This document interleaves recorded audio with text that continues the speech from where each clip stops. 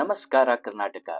ಇವತ್ತು ನಾನು income tax filing ಸಮಯದಲ್ಲಿ ನೀವೇನಾದರೂ ಉಳಿದ ಟ್ಯಾಕ್ಸ್ ಅಮೌಂಟ್ ಅನ್ನ ಪೇ ಮಾಡಿದ್ರು ಕೂಡ ಇನ್ನು ಪೇ ಮಾಡಬೇಕು ಅಂತ ಬರ್ತಿದ್ರೆ ಅದನ್ನ ಮ್ಯಾನ್ಯುಲಿ ಹೇಗೆ ಅಪ್ಡೇಟ್ ಮಾಡೋದು ಅಂತ ಹೇಳ್ಕೊಡ್ತೀನಿ.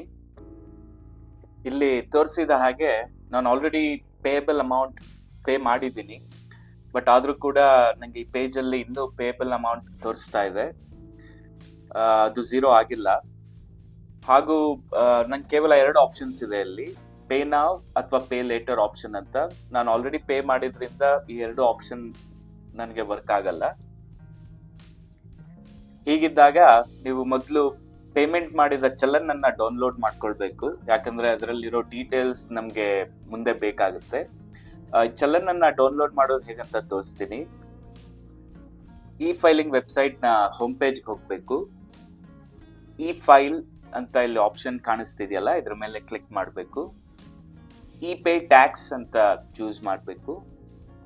ನಮ್ಗೆ ಇಲ್ಲಿ 3 ಟ್ಯಾಬ್ಗಳು ಕಾಣಿಸುತ್ತೆ, ಸೇವ್ಡ್ ಡ್ರಾಫ್ಟ್ಸ್, ಜನರೇಟೆಡ್ ಚಲನ್ಸ್ ಮತ್ತು ಪೇಮೆಂಟ್ ಹಿಸ್ಟ್ರಿ ಅಂತ. ನೀವು ಪೇಮೆಂಟ್ ಹಿಸ್ಟ್ರಿ ಮೇಲೆ ಕ್ಲಿಕ್ ಮಾಡಿ. ನೀವು ಪೇಮೆಂಟ್ ಮಾಡಿದ ಚಲನ್ ಇಲ್ಲಿ ಕಾಣಿಸುತ್ತೆ ನಿಮ್ಗೆ. ನೀವು ಸ್ವಲ್ಪ ಬಲಕ್ಕೆ ಸ್ಕ್ರಾಲ್ ಮಾಡಿ, ಆಕ್ಷನ್ಸ್ ಅಂತ ಟ್ಯಾಬ್ ಇರುತ್ತೆ.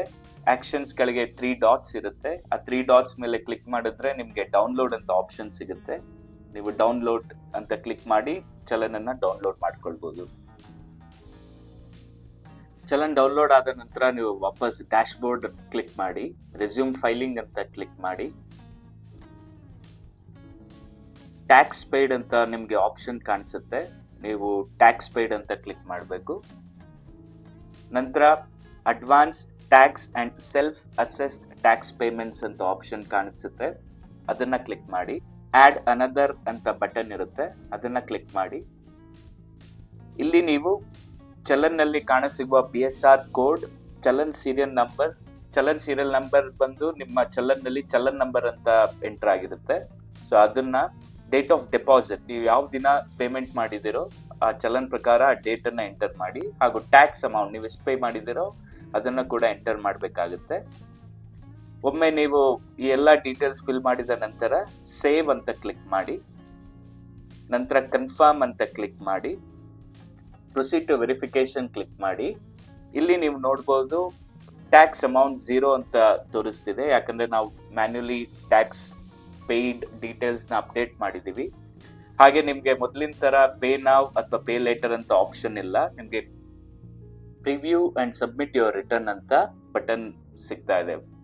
ಸೊ ಇದರ ಅರ್ಥ ಏನಂದ್ರೆ ನೀವು ಪೇ ಮಾಡಿರೋ ಟ್ಯಾಕ್ಸ್ ಆಲ್ರೆಡಿ ಅಪ್ಡೇಟ್ ಆಗಿದೆ, ನೀವು ಚಲನ್ನ ಡೀಟೇಲ್ಸ್ ಅಲ್ಲಿ ಕೊಟ್ಟಿದ್ದೀರಿ. ಸೊ ಅಮೌಂಟ್ 0 ಆಗಿದೆ, ನೀವಿನ್ನು ವೆರಿಫಿಕೇಶನ್ ಪ್ರೊಸೀಡ್ ಆಗ್ಬೋದು.